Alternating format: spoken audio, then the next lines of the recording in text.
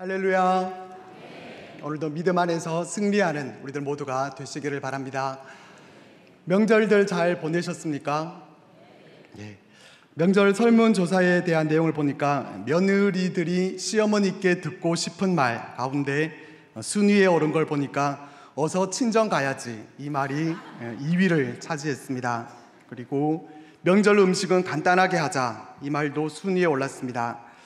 5위에 오른 말을 보니까 아들도 와서 거들어라 라는 말이 차지를 했다고 하는데, 저는 가서 거둔 것 없이 며느리들이 해놓은 음식들만 잘 먹고 대구 부산으로 운송 사역만 잘 감당하고 이렇게 돌아왔습니다.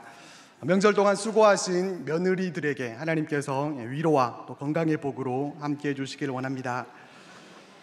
중소기업을 경영하시는 한 장로님이 계셨습니다. 이분은 전형적인 농사꾼이셨고 땅콩 농사를 통해서 많은 그런 부를 얻게 됐습니다. 근데 친구 중에 농기구 제작을 하는 그런 기술을 가진 친구가 있으셔서 그 친구와 함께 같이 투자를 해서 사업을 시작하게 됐습니다. 그리고 그렇게 시작한 사업이 성공하게 됐습니다. 농부에서 이제는 한 기업의 경영자가 돼서 사업을 경영하게 됐는데, 문제는 회사의 규모가 커지기 시작하면서부터였습니다. 그전에는 그렇게 큰 기업도 아니고 하니까 주먹구구식으로 그렇게 경영을 해왔었는데, 이제 그 규모가 커지게 되니까 그동안의 경영 방식이 먹혀들지 않는 그런 상황에 이르게 됐습니다. 그래서 나중에 가서는 총 매출액이 얼마인지, 자산 규모가 얼마인지, 순이익은 얼마인지, 얼마의 빚을 지고 있는지 전혀 파악이 되지 않고 총체적인 그런 경영난을 겪게 됐습니다. 그래서 그 기업에 누수 현상이 발생을 하면서 탄탄했던 그 기업이 하루아침에 도산을 하게 됐다고 합니다. 경영이라고 하는 것이 참 쉽지 않은 일이고, 경영을 잘 하지 못하게 되면 이와 같은 일이 일어날 수 있다는 것을 우리는 이 이야기를 통해서 깨닫게 됩니다. 굳이 이 이야기가 아니라고 하더라도 경영의 중요성에 대해서는 공감을 하실 것입니다. 요즘에는 글로벌 경영이니 또 환경 경영, 스마트 경영, 또 미래 경영이라고 하는 그런 단어들도 자주 듣게 됩니다.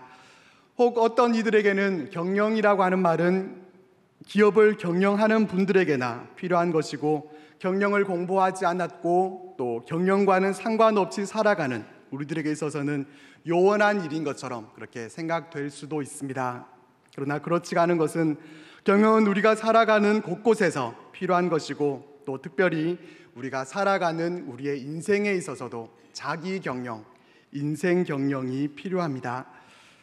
우리 사회를 보면은 걸출한 인물들이 많이 있습니다. 여러모로 존경받을 만한 그런 모습들이 있지만은 그 인생 후반부에 있어서 그 인생을 제대로 경영하지 못해서 안타까운 모습을 보여주게 되는 그런 모습들이 있습니다. 또 그분은 정말 좋은 분인데 자녀 경영을 제대로 하지 못해서, 또 가정 경영을 제대로 하지 못함으로 인해서 결국은 실패한 인생과 같이 되어버리는 그러한 모습을 우리들에게 보여주기도 합니다. 기업을 제대로 경영하지 못했을 때 그 기업이 파산되게 되는 것처럼, 우리도 우리의 인생에 있어서 우리의 인생을 잘 경영해 나가지 못하게 되면 파산한 기업과 같이 될 수밖에 없습니다. 최근에 서점에 가보신 적 있으십니까? 저도 서점엔 자주 못 가더라도 이따금씩 요즘 어떤 책들이 많이 팔리는지, 베스트셀러 서적이 무엇인지 검색을 해봅니다. 특히 인문학 쪽보다는 자기 관리 쪽에 어떠한 책들이 있는가 하는 것을 보면은 수많은 자기 개발 서적들이 있는 것을 보게 됩니다. 수많은 직장인들이 자기 관리 책들을 보면서 자기 개발에 힘씁니다. 요즘과 같은 경쟁 시대에서 남들보다 뒤처지지 않기 위해서 남들보다 더 열심히 더 잘 살아보려고 책을 읽으면서 그렇게 애쓰는 모습들을 보게 됩니다. 그런데 우리는 어떻습니까? 그리스도인으로 살아가는 우리들은 직장인들만큼 인생 경영을 위해서 얼마나 힘쓰고 있는지 우리 스스로를 돌아볼 필요가 있습니다. 우리는 그리스도인이라고 하는 가장 중요한 그런 정체성을 갖고 있기 때문에 하나님께서 우리에게 주신 믿음을 가지고 어떻게 우리가 인생을 낭비하지 않고 지혜롭게 살아가야 할지를 알고 지혜로운 믿음의 사람으로서의 그러한 인생을 살아가야 합니다. 그래서 오늘 우리에게 주시는 이 하나님의 말씀을 통해서 어떻게 하면은 우리의 인생을 지혜롭게 경영해 나갈 수 있을지를 함께 생각해 보려고 합니다. 오늘 본문 말씀은 어리석은 부자의 비유로 잘 알려져 있는데 사복음서 가운데 유일하게 누가복음에만 기록되어 있는 그런 말씀입니다. 내용은 이렇습니다. 한 사람이 예수님께 찾아와서 청원을 합니다. 선생님, 내 형을 명하여 유산을 나와 나누게 하소서. 이 사람은 유산에 있어서 그 문제를 나누는 일에 있어서 불만이 있었던 것 같습니다. 모세 율법에 의하면은 재산 상속에 있어서 형이 3분의 1을 차지하게 되어 있고 또 3분의 1은 동생이 차지하게 되어 있는데 이 부분에 있어서 뭔가 문제가 있었던 것 같습니다. 이 사람은 예수님을 선생님이라고 부릅니다. 예수님을 부른 이 호칭을 봐서도 우리가 알 수 있는 것처럼 예수님을 메시아로 생각해서가 아니라 단순히 재산 분배와 같은 사회 윤리적 문제를 해결해 주실 수 있는 그러한 랍비로 여기고 이와 같이 요청을 합니다. 그러자 예수님은 이 사람아, 누가 나를 너희의 재판장이나 물건 나누는 자로 세웠느냐 라고 말씀하십니다. 주님의 관심은 영혼 구원에 있고 또 메시아로서의 사명을 수행하시기에도 시간이 부족한데 재산 분배의 문제를 놓고 청원하는 그 사람을 안타깝게 생각하시면서 이어서 말씀하십니다. 삼가 모든 탐심을 물리치라. 사람의 생명이 그 소유에 넉넉한 데 있지 아니하시니라. 그러면서 비유를 베풀어서 말씀하신 것이 바로 우리가 잘 알고 있는 어리석은 부자의 비유입니다. 어리석은 부자에 대한 이야기의 개략적인 내용은 이렇습니다. 한 부자가 그 소출이 풍성했습니다. 쌓아둘 창고가 부족하도록 소출이 많았습니다. 그래서 고민한 끝에 곳간을 헐고 더 크게 짓기로 했습니다. 그리고 스스로에게 말하기를 여러 해 쓸 물건을 많이 쌓아두었으니 평안히 쉬고 먹고 마시고 즐거워하자고 합니다. 하지만 하나님께서 그 밤에 그 부자의 영혼을 찾으실 때 그 준비한 것이 누구의 것이 되겠느냐라고 하는 의미심장한 말로 마무리됩니다. 사람들의 시선으로 보기에는 부자였지만 하나님의 시선으로 볼 때에는 어리석었던 이 사람, 자신의 인생을 지혜롭게 경영하지 못했던 이 사람의 이야기를 보면서 우리는 어떻게 우리의 인생을 경영해 나가야 하겠습니까?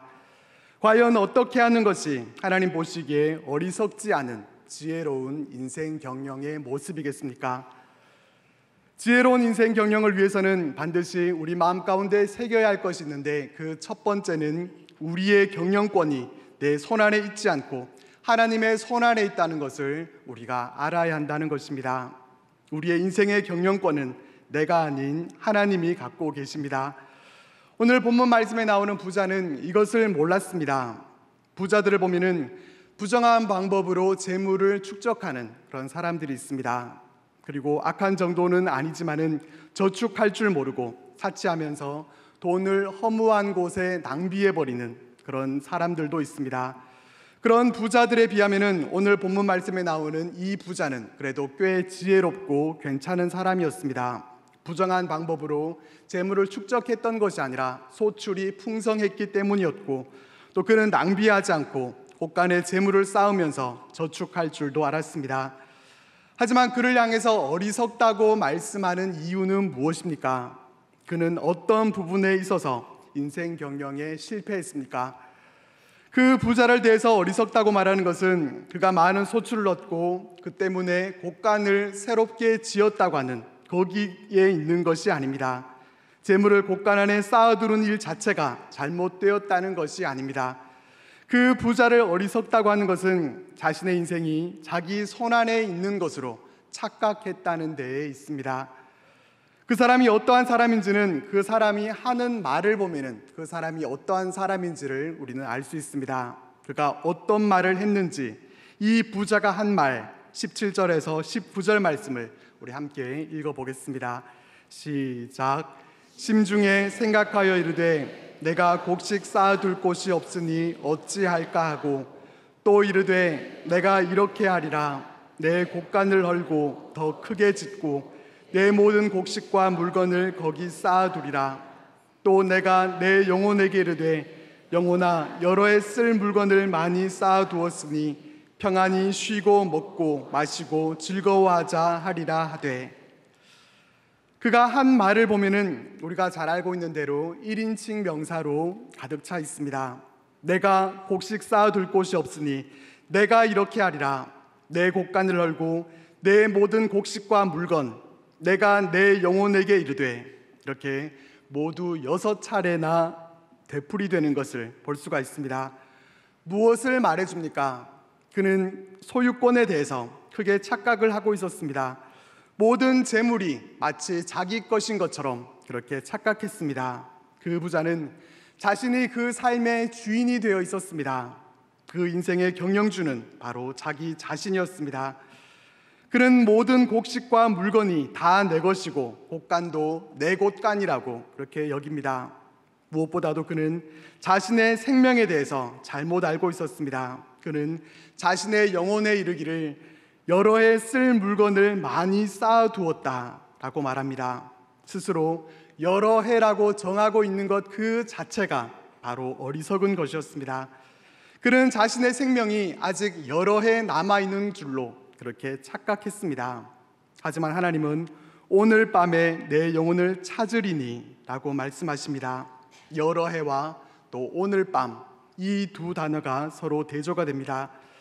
부자는 마치 자신이 생명의 주인인 것처럼 자신이 원하기만 하면은 여러 해를 살 수 있다고 생각했지만 그것은 참으로 어리석은 생각이었습니다.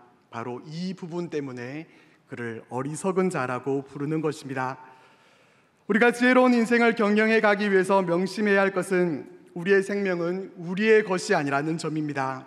우리의 생명을 주신 분은 하나님이시고 또한 우리의 생명을 유지시켜 주시고 지속시켜 주시는 분도 하나님이십니다.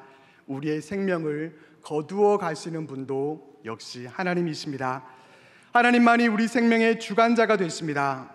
아무리 우리가 이 땅에서 할 일이 많고 또 부양할 가족이 있다고 해도 하나님께서 오라고 하시면은 우리가 하던 모든 일들을 그대로 내려놓고 하나님 앞으로 가야 합니다.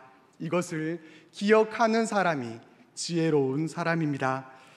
이것을 알지 못하고 사업을 해서 돈을 많이 버는 일에만 집착을 하고 이웃들은 돌아보지 않는 사람, 세상에서의 성공만을 위해서 살아가고 자녀를 양육하는 데만 온갖 심려를 기울이면서 그렇게 노력을 해봐도 우리의 생명이 하나님의 손안에 있음을 망각하고 살아가는 그 사람은 결코 지혜로운 사람일 수 없습니다. 우리의 생명이 하나님의 손안에 있음을 기억하는 사람만이 진정한 지혜자이고 이 사실을 잊지 않고 기억하는 사람이 지혜로운 인생을 경영해 나갈 수 있습니다. 다윗은 시편 31편에서 내 시대가 나의 앞날이 주의 손에 있사오니 라고 고백했던 것을 볼 수가 있습니다. 그의 인생에서 위기가 닥칠 때마다 자신의 시대가 또 자신의 생명이 하나님의 손안에 있음을 다윗은 알았습니다. 그를 죽이려고 찾는 무리들로부터 쫓기는 생활을 하면서 다윗은 결코 행복을 누릴 수 없는 그런 상황 가운데 있었지만은 그는 자신의 시대가 자신의 그 생명이 오직 하나님께 있음을 그는 알고 믿었기 때문에 극심한 절망 가운데서도 무너지지 않았습니다. 그의 인생은 죽음의 경각에 달린 그러한 부족함 투성이의 그러한 인생이었지만은 그는 그의 시대가 주의 손에 있다는 것을 알았기 때문에 그 부족함 가운데서도 내게 부족함이 없노라고 그렇게 고백을 하고 사망의 골짜기를 지나면서도 찬양을 드릴 수 있었습니다. 이것이 지혜롭게 인생을 경영해가는 사람의 모습입니다. 우리는 혹시 본문에 나오는 부자와 같이 내가 가진 것들이 내 소유이고 또 내가 내 생명의 주인이라고 생각을 하고 내가 내 인생의 경영주가 되어서 살아가고 있지는 않습니까? 인생 경영이라고 하는 말을 우리가 사용하지만은 이 말은 결코 내가 내 삶의 주인 되어서 나를 내 멋대로 경영하라는 말이 아닙니다. 우리 인생의 주인은 하나님이시고 하나님께 우리 인생의 경영권이 있습니다. 인생의 경영권이 오직 하나님께 있음을 고백하면서 우리는 그 경영권을 하나님께 내어드려야 합니다. 우리에게 주신 생명이 헛되지 않도록 우리를 향하신 하나님의 뜻이 온전히 우리의 삶을 통해서 이루어질 수 있도록 우리의 삶을 주님께 드리는 것입니다. 그것이 우리의 믿음의 사람들이 해나가야 할 믿음의 인생 경영입니다.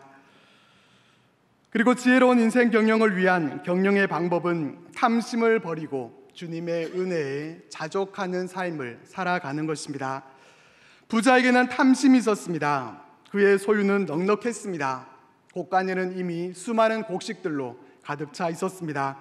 많은 소출을 얻었지만은 그는 그것 없이도 얼마든지 풍족하게 살아갈 수가 있었습니다. 곡간을 더 크게 늘릴 것이 아니라 이미 풍족하기 때문에 그 풍족함을 다른 사람들과 나눌 수 있어야 했습니다. 하지만 그는 그렇게 하지 못했습니다. 그 이유가 무엇이었습니까? 자족하지 못했기 때문입니다. 부자는 갖고 있는 것에 만족하지 못하고 더 가지려고만 했던 그러한 모습을 보게 됩니다. 어리석은 부자는 예수님께서 비유로 하신 말씀이었고, 실제로 탐심을 가지고 있었던 것은 예수님께 재산 분배를 요청했던 그 사람이었습니다. 그 사람의 경제적 형편이 어떠했는지에 대해서는 성경이 자세히 묘사해 주고 있지 않습니다. 하지만 예수님께서 탐심을 물리치라 라고 하는 그런 말씀을 하신 것을 볼 때 그 사람의 형편이 그렇게 어렵지 않았다는 것을 우리는 짐작해 볼 수 있습니다. 정말 먹고 살 것이 없어서 형이 유산을 나눠주지 않으면 살아갈 수 있는 방법이 없어서 주님께 요청을 했던 것이 아니라 자신의 재산도 꽤 넉넉했지만은 형과 비교했을 때 자신은 상대적으로 덜 가졌다고 생각했기에 예수님께 찾아와서 그와 같은 요청을 했던 것입니다. 주님은 그런 그의 마음을 꿰뚫어 보셨습니다. 그래서 모인 무리들에게 어리석은 부자의 비유를 들려주시면서 재산 분배를 요청한 그 사람이 스스로 깨닫기를 원하셨습니다. 내가 지금 탐심 때문에 유산을 나눠 가지려고 하고 있는데 어리석은 부자의 이야기처럼 탐심을 내도 하나님께서 생명을 거두어 가시면 아무 소용이 없단다. 소유가 넉넉하다고 해서 행복한 것이 아니라 너의 생각을 바꾸어서 탐심을 버리고 지혜롭게 인생을 경영해 나가라. 예수님은 바로 이것을 그 사람에게 얘기해 주고 싶으셨습니다. 구약 성경 민수기를 보면은 광야에서 이스라엘 백성들이 불평하는 모습을 볼 수 있습니다. 우리를 어찌 애굽에서 나오게 해서 이렇게 무화과도 없고 포도도 없고 석류도 없는 이 나쁜 곳으로 인도해서 우리를 죽게 하느냐 소리치는 모습을 우리가 보게 되는데, 그들이 그렇게 불평을 늘어놓았던 이유가 무엇이었습니까? 성경은 그 이유에 대해서 탐욕을 품음에 라고 말씀합니다. 이스라엘 백성들은 광야에서 결코 굶주리지 않았습니다. 하나님께서 만나로 먹여주셨기 때문에 그들은 결코 배고프지 않았습니다. 그런데도 그들은 탐욕을 갖고 이제는 더 좋은 것이 먹고 싶다고 하면서 하나님의 은혜를 저버렸습니다. 그 결과가 어떻게 됐는지는 우리가 잘 알고 있습니다. 그런데 우리는 어떻습니까? 우리도 어리석은 부자처럼 예수님께 재산 분배를 요청했던 그 사람처럼, 이스라엘 백성들처럼 그 모습과 얼마나 다른 모습인지 모르겠습니다. 우리도 하나님께서 만나로 우리들을 먹여주고 계심에도 불구하고 우리들은 그 은혜를 알지 못하고 남들과 비교하면서 더 가지려고 하고 있지는 않습니까? 이미 우리에게 베푸신 하나님의 은혜들에 대해서 자족하지 못하고 기도할 때 우리는 하나님께 더 달라고만 그렇게 보채고 있는 것이 우리의 모습은 아닙니까? 하지만 주님은 어리석은 부자의 이야기를 통해서 우리들에게 말씀하십니다. 우리의 생명이 그 소유에 넉넉한 데 있지 않다고 주님은 말씀하십니다. 많이 소유한다고 해서 더 많은 생명을 소유할 수 있고 더 행복하게 살 수 있는 것이 아니라 탐심을 물리치고 하나님께서 이미 우리에게 허락하신 은혜에 대해서 자족할 줄 아는 것, 그것이 행복이고 또 축복의 길이라고 주님은 말씀하십니다. 하나님은 이미 우리에게 많은 것을 주셨는데도 이것을 깨닫지 못하고 탐심만 더해 간다고 하면은 어리석은 인생을 살아가고 있는 것입니다. 이번 명절 때 고향에 가기 위해서 짐을 꾸리고 있을 때 장병훈 성도가 엄마에게 "엄마, 나 성경 가지고 갈까?" 이렇게 물었습니다. 장병찬 성도가 성경을 가지고 가겠다고 하면은 얼마든지 이해가 됩니다. 그런데 장병훈 성도가 성경을 가지고 갈까 이렇게 물어보니까 왜 그런지 그 이유를 묻지 않을 수가 없었습니다. 그래서 엄마가 이유를 물어보니까 장병훈 성도가 하는 말이 "내가 가서 성경을 읽고 있으면은 할아버지가 용돈을 2배로 줄 것 같아서 라고 이렇게 대답을 했습니다. 물질적으로 부족함이 없음에도 불구하고 용돈을 2배로 받고 싶어하는 장병훈 성도의 마음, 그것은 분명한 탐심이었습니다. 인간의 깊은 본성 속에 자리하고 있는 탐심을 저는 한 성도의 모습을 통해서 여실히 목격할 수 있었습니다. 결국 성경을 가지고 가지 않았고 용돈을 2배로 받지는 못했지만 하나님은 윷놀이를 통해서도 풍성하게 이렇게 물질로 채워주셨고 전혀 부족함 없이 주님의 은혜에 자족하면서 명절을 잘 보내고 올 수 있었습니다. 생각해보면 주님께서 베풀어 주신 은혜가 우리들에게 족합니다. 우리들에게 베풀어 주시는 주님의 은혜 결코 부족하지 않습니다. 다만 우리가 은혜를 은혜로 여기지 못하고 더 갖고 싶어하고 더 누리고 싶어하는 그런 마음이 있을 뿐입니다. 본문 말씀을 통해서 우리의 마음은 어떠한지를 우리가 살펴보면서 오직 우리는 주님의 은혜에 자족하고 감사하면서 우리의 인생을 지혜롭게 경영해 나가게 되기를 바랍니다. 마지막으로 지혜로운 인생 경영은 하늘에 소망을 두고 살아가는 것입니다. 우리 인생 경영의 목적지는 이 땅이 아닌 하늘이어야 합니다. 본문에 나오는 부자는 하늘에 대한 소망이 없었습니다. 그의 삶의 시선은 자기 자신에게 이 땅에 있었습니다. 그에 대한 평가는 20절에서는 어리석은 자였고 21절에서는 어떻게 말씀하시는지 우리 21절 말씀을 함께 읽어보겠습니다. 시작. 자기를 위하여 재물을 쌓아두고 하나님께 대하여 부요하지 못한 자가 이와 같으니라. 21절 말씀을 보면은 자기를 위하여 재물을 쌓아두고 하나님께 대하여 부요하지 못한 자라고 평가됩니다. 자기를 위하여, 그의 관심과 목적은 자기를 위해서 재물을 쌓아두는 데에 있었습니다. 그러나 하나님께 대해서는 부요하지 못했습니다. 하나님의 나라에 대해서는 부자가 아니라 가난한 자였습니다. 그는 영원하지 못한, 영원할 수도 없는 이 땅의 곳간에 자기를 위해서 쌓아두는 그 일에는 골몰했지만은 영원한 하나님의 나라에 대해서 거기에 보물을 쌓아두는 데에는 무관심했고 하나님께서 그 영혼을 도로 찾으실 때 어떻게 할 것인지에 대해서 전혀 준비되지 못했습니다. 분명한 것은 자기를 위하여 쌓아둔 재물, 이것이 우리를 부요한 자로 또 복된 자로 만들어주는 것이 아니라는 점입니다. 세상 사람들은 많은 재물을 쌓아둔 사람을 가리켜서 부자라고 말합니다. 오늘 말씀에 나오는 부자도 이런 세상적인 관점에서 봤을 때 부자입니다. 소출이 풍성했고 곡식 쌓아둘 곳이 없어서 곳간을 더 크게 지어서 쌓아둬야 할 만큼의 그러한 많은 재물을 갖고 있는 자를 부자라고 부릅니다. 하지만 하나님은 이 사람에 대해서 부자라고 부르지 않습니다. 하나님이 말씀하시는 20절과 21절 말씀에는 부자라는 단어가 나오지 않습니다. 오히려 그는 어리석은 자였고 하나님께 대해서 부요하지 못한 자, 가난한 자였습니다. 하나님의 관점에서 보실 때 부자는 누구입니까? 하나님께 대하여 부요한 자가 부자입니다. 자기를 위하여 재물을 이 땅에 쌓아두는 사람이 아니라 영원한 하나님 나라에 소망을 두고 살아가는 사람, 그곳에 그의 보물을 두는 사람입니다. 그런데 우리는 어떻습니까? 우리는 어디에 우리의 소망을 두고 살아가고 있습니까? 혹시 이 땅에 우리의 자신을 위해서 우리의 소망을 쌓아두고 있지는 않습니까?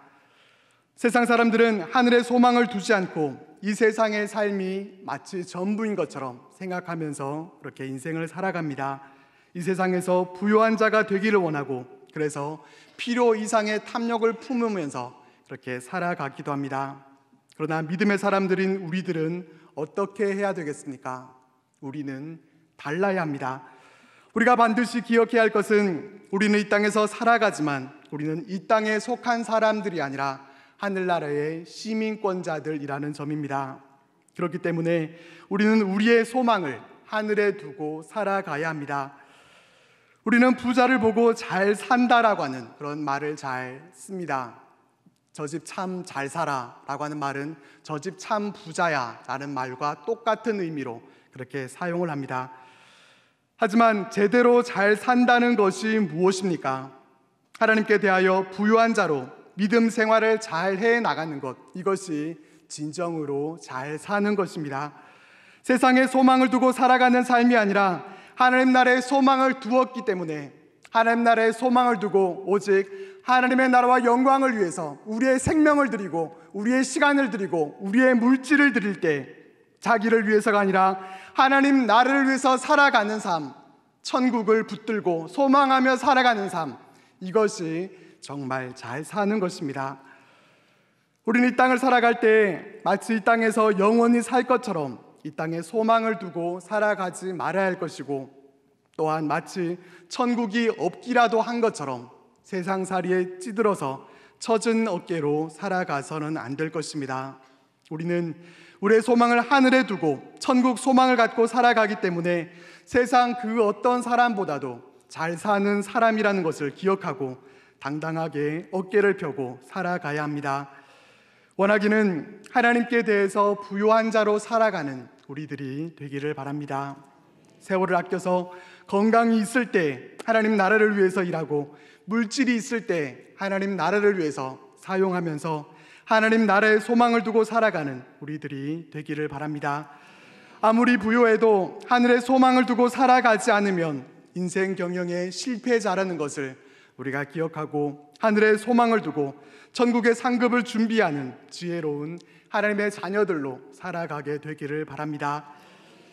말씀을 정리하면서 이야기 하나를 나누려고 합니다.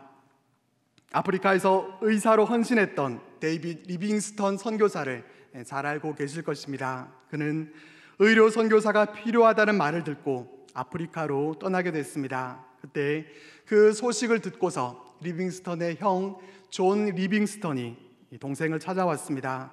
스코틀랜드에서 병원을 개업하게 되면 얼마든지 떵떵거리면서 잘 살 수 있을 텐데 굳이 아프리카까지 가서 거기서 살다가 그렇게 죽겠느냐고 그렇게 동생을 말렸습니다. 하지만 리빙스턴의 결심을 돌릴 수 없었습니다. 그래서 결국 이 리빙스턴의 형은 내가 아프리카 밀림 속에서 이름도 없이 빚도 없이 그렇게 죽어갈 때 나는 의사가 돼서 많은 돈을 벌고 또 유명한 사람이 돼서 내 이름을 세상에 알리겠다고 하면서 설득을 포기하고 돌아갑니다. 그리고 결국 리빙스턴은 아프리카로 들어갔고 그의 형은 자기가 말한 대로 의사가 됐고 돈도 많이 벌었고 세상 사람들이 말하는 대로 잘 사는 인생으로 그렇게 그의 인생을 마쳤습니다. 그런데 오늘 백과사전을 보면은 리빙스턴의 형에 대한 자세한 기록이 없습니다. 단지 리빙스턴의 형이었다고 하는 간단한 한 줄의 기록만이 있을 뿐입니다. 데이빗 리빙스턴은 자신의 시대가 하나님의 손안에 있음을 알고 그는 탐욕을 품지 않았습니다. 하나님께 받은 은혜를 아프리카 땅의 형제 자매들과 함께 나눴습니다. 하나님 나라에 소망을 두고 살았던 그는 하나님 나라의 부유한 자로서 그의 생을 마감했습니다. 그의 유해는 수많은 사람들의 애도 속에서 영국에서 국가장으로 그렇게 치러졌고 또 웨스터민스터 사원에서도 높은 곳에 그의 유골이 안치됐습니다. 에베소서 5장에서 하나님은 우리들에게 말씀하십니다. 그런즉 너희가 어떻게 행할지를 자세히 주의하여 지혜 없는 자 같이 하지 말고 오직 지혜 있는 자 같이 하여 세월을 아끼라. 때가 악하니라. 그러므로 어리석은 자가 되지 말고 오직 주의 뜻이 무엇인가 이해하라. 하나님은 우리가 어리석은 자와 같은 그러한 모습이 아니라 주의 뜻이 무엇인지 이해하는 지혜로운 자가 되기를 원하십니다. 지혜로운 인생 경영자는 우리의 경영권이 내 손에 있는 것이 아니라 하나님께 있음을 기억하고 하나님께서 우리의 삶을 직접 경영해 가시도록 우리의 인생을 내어드리는 사람입니다.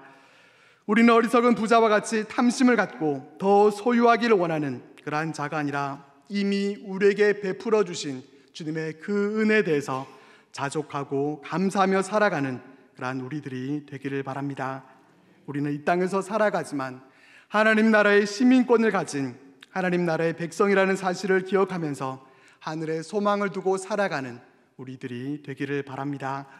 오늘 우리에게 주시는 하나님의 음성을 기억하면서 우리의 삶을 지혜롭게 경영해 나가서 하나님 앞에서 우리의 삶이 올바르게 세워지고 하나님께 귀하게 쓰임받고 하나님의 기쁨이 되는 우리의 귀한 인생들이 되시기를 바랍니다. 기도드리겠습니다.